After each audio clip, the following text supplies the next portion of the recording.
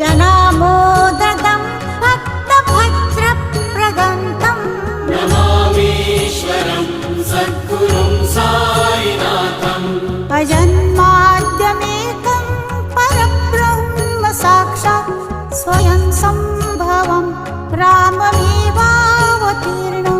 भवद्दर्शनात् सम्पुनीतः प्रभोऽहम् नमामीश्वरं सद्गुरुं साईनाथम् श्री साई शर्वाणिहे किरणा सर्वार्थसिद्धिप्रद युष्मत्पादरजप्रभावमतुलं धाता विवक्ता क्षमः सद्भक्त्या शरणं कृताञ्जलिपुट सम्प्रापितोऽस्मि प्रभो श्रीमत्साई परेश पादकमला नान्यशरण्यं मम साई।